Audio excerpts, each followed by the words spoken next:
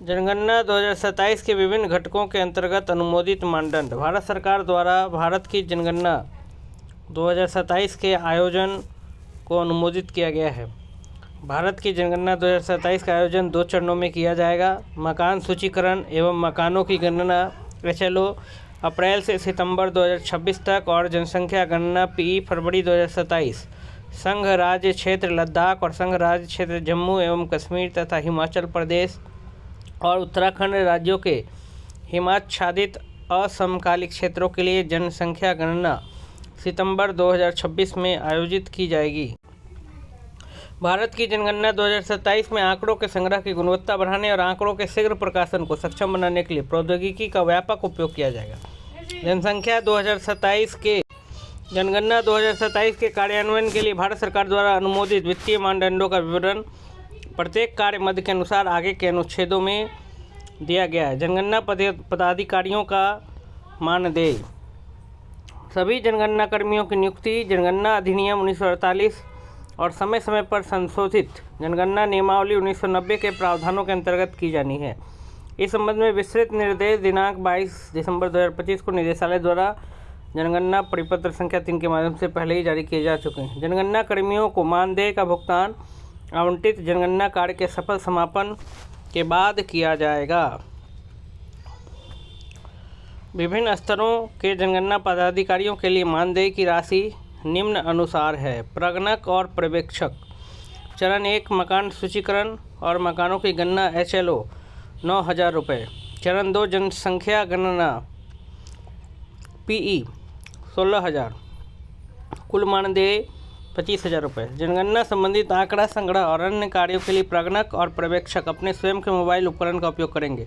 इसके अलावा आवंटित गणना ब्लॉक के दौरे के लिए अलग से कोई TA, DA आदि प्रदान नहीं किया जाएगा।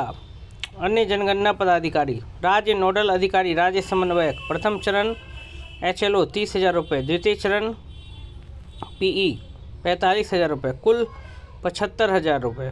राज्य स्तर के अन्य अधिकारी कर्मचारी राज्य में अधिकतम 5। प्रथम चरण 12,000 रुपये। द्वितीय चरण 18,000 रुपये। कुल 30,000 रुपये। संभागीय आयुक्त, प्रमुख जनगणना अधिकारी, अतिरिक्त प्रमुख जनगणना अधिकारी जहां उपलब्ध हो। प्रथम चरण 25,000। द्वितीय चरण 35,000 रुपये। कुल 60,000 रुपये। जिला जनगणना अधिकारी, उप जिला जनगणना अधिकारी, जिला सूचना विज्ञान अधिकारी NIC, DO, NIT और जिले में अन्य जनगणना अधिकारी कर्मचारी। प्रत्येक जिले से अधिकतम 8। प्रथम चरण 20,000। द्वितीय चरण 25,000। कुल 45,000 रुपये। उपखंड अधिकारी, चार्ज अधिकारी, अतिरिक्त चार्ज अधिकारी। प्रथम चरण 20,000 रुपये। द्वितीय चरण 25,000 रुपये। कुल 45,000 रुपये। चार्ज कार्यालय में जनगणना लिपिक, प्रत्येक चार्ज कार्यालय में 1। प्रथम चरण 12,000 रुपये। द्वितीय चरण 18,000 रुपये। कुल 30,000 रुपये। जनगणना कर्मियों को मानदेय प्रत्येक चरण का कार्य सफलतापूर्वक पूरा होने पर दिया जाएगा। चार्ज अधिकारी यह सुनिश्चित करेगा या करेगी कि उसके या उसकी चार्ज के प्रगणकों और पर्यवेक्षकों को मानदेय भुगतान कर दिया गया है। राज्य नोडल अधिकारी अन्य जनगणना कर्मियों के मानदेय का भुगतान सुनिश्चित करेंगे या करेंगी। राज्य जिला प्रशासन को तकनीकी सहायता। भारत की जनगणना 2027 मोबाइल एप्लीकेशन के माध्यम से आंकड़ों का संग्रह, जनगणना प्रबंधन एवं निगरानी प्रणाली CMMS पोर्टल का उपयोग, मकान सूची, ब्लॉक निर्माण, HLBC, वेब एप्लीकेशन, स्वगणना पोर्टल आदि जैसी कई नई पहलों के प्रारंभ होने से तकनीकी रूप से गहन होगी, जिसका लक्ष्य क्षेत्र से ही डिजिटल आंकड़े प्राप्त करना। इससे जनगणना आंकड़ों को कम से कम समय में जारी करना संभव होगा और आंकड़ा प्रविष्टि का कार्य भी कम होगा। तदनुसार राज्य, जिला एवं चार्ज स्तर के जनगणना अधिकारियों को सशक्त बनाने के लिए राज्य, जिला एवं चार्ज स्तर पर तकनीकी कर्मियों मैन पावर की नियुक्ति के रूप में सहायता प्रदान की जा रही है। इसके अतिरिक्त कार्यालय सहायता के लिए राज्य और जिला स्तर पर बहु कार्य कर्मचारी MTS भी उपलब्ध कराए जा रहे हैं। इन दोनों प्रकार के कर्मियों की नियुक्ति जनवरी 2026 से आरंभ होकर अधिकतम 18 महीनों की अवधि के लिए की जाएगी। इसका विवरण इस प्रकार है। प्रशासनिक इकाई राज्य 18 महीने के लिए जनशक्ति मैन पावर की अनुमति 4 तकनीकी सहायक 2 MTS, जिला 2 तकनीकी सहायक 1 MTS, नगर निगम 2 तकनीकी सहायक 1 MTS, चार्ज 1 तकनीकी सहायक। यह केवल उन नगर निगमों के लिए है जिनके लिए राज्य सरकार द्वारा प्रमुख जनगणना अधिकारी नियुक्त किया गया है। उपर्युक्त जनशक्ति की भर्ती करते समय राज्य सरकार यह सुनिश्चित करती है कि भर्ती की गई जनशक्ति जनगणना 2027 के डिजिटल अनुप्रयोगों और अन्य संबंधित कार्यों को संभालने के लिए उपयुक्त रूप से योग्य हो। तकनीकी सहायक के लिए अधिकतम मासिक पारिश्रमिक रुपये 25,000 रुपये प्रति माह और MTS के लिए 18,000 रुपये प्रति माह होगा। इस राशि के अतिरिक्त भारत सरकार द्वारा इस मानव संसाधन मैन पावर के संबंध में कोई अन्य वित्तीय सहायता प्रदान नहीं की जाएगी। इसके अलावा जनगणना 2027 के कार्य के लिए राज्य को प्रदान की जा रही यह सहायता अधिकतम 18 महीनों के लिए, इसके बाद यह सहायता स्वतः समाप्त हो जाएगी और इस मद पर भारत सरकार की कोई वित्तीय या अन्य प्रकार की कोई जिम्मेदारी नहीं होगी। इस मानव संसाधन मैन पावर की नियुक्ति पूरी तरह से अल्पकालिक संविदा के आधार पर होगी। नियुक्त मानव संसाधन तकनीकी सहायक या MTS नियमितीकरण और किसी अन्य पद पर नियुक्ति के संबंध में किसी प्रकार के दावे, अधिकार, हित या अतिरिक्त लाभ के हकदार नहीं होंगे जिसमें सरकार में किसी प्रकार के आकस्मिक, तदर्थ, अस्थायी या नियमित सेवा के लिए दावे शामिल हैं। इसके अलावा EPF, ESI आदि जैसी वैधानिक कटौतियों को सुनिश्चित करने की जिम्मेदारी संबंधित राज्य, जिला, 4 स्तरीय अधिकारियों की होगी। यह उचित होगा कि जिला, नगर निगम और 4 स्तर पर मानव संसाधन मैन पावर की नियुक्ति प्रमुख जनगणना अधिकारी, जिला मजिस्ट्रेट, जिला कलेक्टर या उपायुक्त उनके क्षेत्राधिकार के अनुसार और नगर आयुक्त उनके क्षेत्राधिकार के अनुसार द्वारा राज्य सरकार के मौजूदा वित्तीय नियमों का पालन करते हुए की जाए। मानव संसाधन मैन पावर की नियुक्ति केवल आउटसोर्सिंग एजेंसी के माध्यम से होनी चाहिए, न कि प्रत्यक्ष नियुक्ति द्वारा। नियुक्त मानव संसाधन मैन पावर के सभी भुगतान आउटसोर्सिंग एजेंसी के माध्यम से ही किए जाएँ। सेवानिवृत्त सरकारी अधिकारियों, कर्मियों को भी कार्य की उपयुक्तता की शर्त पर नियुक्त किया जा सकता है। राज्य स्तर पर के लिए नोडल विभाग इसी प्रक्रिया का पालन कर सकता है। राज्य, जिला और 4 स्तर पर सहायता। सरकार ने राज्य, जिला और 4 स्तर पर जनगणना 2027 के लिए आधारभूत सुविधाओं को सहायता प्रदान करने हेतु निम्नलिखित प्रावधानों को भी मंजूरी प्रदान की गई, जिसका विवरण इस प्रकार है। सूचना प्रौद्योगिकी आधारित संरचना IT इंफ्रास्ट्रक्चर। जनगणना 2027 के लिए हार्डवेयर और सॉफ्टवेयर जैसे computer software, printer, UPS, internet connection, computer, table, कुर्सी आदि की खरीद के लिए एक मुफ्त अनुदान का प्रावधान किया गया है। इन वस्तुओं की खरीद के लिए लागू वित्तीय नियमों का पालन करना आवश्यक है। वाहन किराए पर लेने एवं POL petrol, oil and lubricant की स्वीकृति। राज्य सरकार, जिला प्रशासन, 4 अधिकारियों को अपने अपने अधिकार क्षेत्र में उचित निगरानी, पर्यवेक्षण और नियंत्रण सुनिश्चित करने के लिए व्यापक दौरे करने होंगे। तदनुसार जनगणना अधिकारियों को गहन पर्यवेक्षण और निरीक्षण करने में सक्षम बनाने के लिए POL पेट्रोल, तेल, स्नेहक वाहन किराए पर लेने की व्यवस्था की गई है।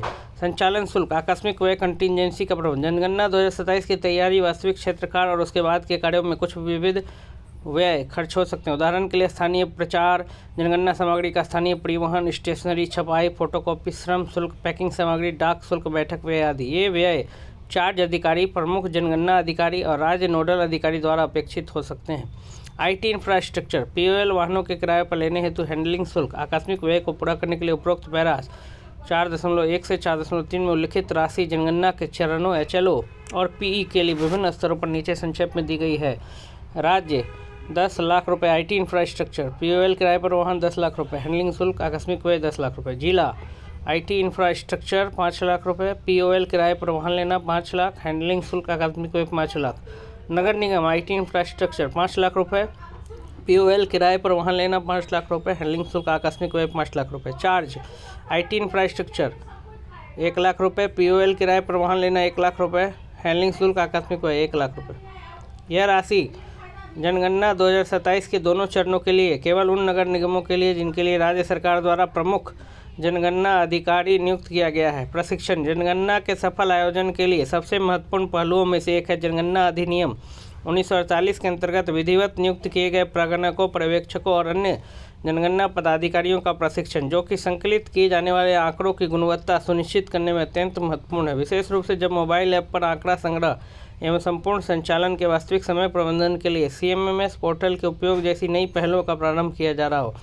एक संपूर्ण प्रशिक्षण श्रृंखला तैयार की गई है, जिसकी शुरुआत 100 राष्ट्रीय प्रशिक्षकों NT के प्रशिक्षण से होगी, जो लगभग 2000 मास्टर प्रशिक्षकों MT को प्रशिक्षित करेंगे। ये मास्टर प्रशिक्षक लगभग 44,000 फील्ड प्रशिक्षकों को प्रशिक्षित करेंगे, जो आगे चलकर लगभग 31 लाख प्रगणकों और पर्यवेक्षकों को प्रशिक्षित करेंगे। इस विशाल कार्य में विस्तृत व्यवस्थाएं भी शामिल होंगी, जिनके लिए पर्याप्त वित्तीय और प्रशासनिक सहायता की आवश्यकता होगी। तदनुसार जनगणना 2027 के प्रत्येक चरण में निम्नलिखित वित्तीय मानदंडों का पालन किया जाना है। राज्य एवं संभाग स्तर पर राज्य या जिला अधिकारियों का प्रशिक्षण 900 रुपये प्रति व्यक्ति प्रतिदिन की राशि में। जिला स्तर पर जिला या 4 पदाधिकारियों का प्रशिक्षण 650 रुपये प्रति व्यक्ति प्रतिदिन की राशि। जिला स्तर पर तकनीकी या नियमित सहायकों का प्रशिक्षण 650 रुपये प्रति व्यक्ति प्रतिदिन।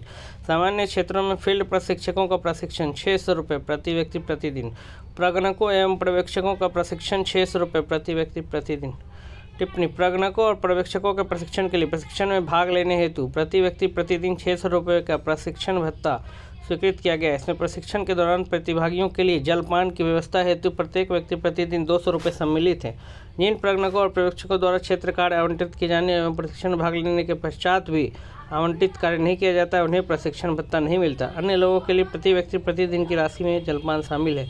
मास्टर प्रशिक्षक और एमटी और फील्ड प्रशिक्षक के लिए मानदेय और यात्रा भत्ता। राज्य के मास्टर प्रशिक्षकों द्वारा फील्ड प्रशिक्षकों को प्रशिक्षण देने के लिए मानदेय 1800 रुपये प्रति एमटी प्रतिदिन निर्धारित किया जाएगा। यदि राज्य के मास्टर प्रशिक्षक एमटी को फील्ड प्रशिक्षकों के 2 बैचों को प्रशिक्षण देने के लिए राज्य के भीतर एक जिले से दूसरे जिले की यात्रा करनी पड़ती है तो यात्रा व्यय के लिए अधिकतम 4000 रुपये का प्रावधान किया गया है। फील्ड प्रशिक्षक एफटी के मामले में प्रगणकों और पर्यवेक्षकों को प्रशिक्षण देने के लिए एफटी का मानदेय 1000 रुपये प्रति एफटी प्रतिदिन निर्धारित किया गया है। इसके अतिरिक्त प्रशिक्षण के आयोजन हेतु प्रथम चरण एचएलओ के लिए प्रति बैच 7500 रुपये और द्वितीय चरण पीई के लिए प्रति बैच 7500 रुपये की राशि स्वीकृत की गई है। यह राशि जिला चार्ज प्रशासन को प्रशिक्षण के आयोजन हेतु स्थल, प्रोजेक्टर, ऑडियो सिस्टम और अन्य संबंधित व्यवस्थाओं के लिए उपयोगी होगी। उपरोक्त पैरा 2, 3, 4 और 5 उल्लिखित मदों के लिए आवश्यक धनराशि राज्य सरकार को उपलब्ध कराई जाएगी। इसके लिए भारत के महारजिस्ट्रार एवं जनगणना आयुक्त कार्यालय द्वारा अनुदान के रूप में धनराशि राज्य सरकार को हस्तांतरित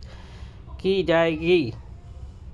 तदनुसार राज्य सरकार प्रशासन से अनुरोध है कि जिला प्रशासन को धनराशि के ससमय वितरण के लिए सभी आवश्यक कदम उठाए ताकि चालू और आगामी वित्तीय वर्षों में संबंधित जिलों, उपजिलों, तहसीलों या तालुकों स्थानीय एलबी को उपरोक्त व्यय को पूरा करने के लिए आवश्यक हो। तो ये हमने देखा कि जनगणना 2027 के लिए विभिन्न घटकों के अंतर्गत अनुमोदित मानदंड जनगणना पदाधिकारियों को कितना मानदेय मिलेगा, ये सब हमने देखा। तो आप सबका हमारे चैनल एके ट्यूटोरियल्स में जुड़ने के लिए धन्यवाद। अगर आप नए हैं हमारे चैनल पर तो प्लीज़ चैनल को ज़रूर सब्सक्राइब करें, लाइक करें, अधिक से अधिक वीडियोस को शेयर करें। धन्यवाद।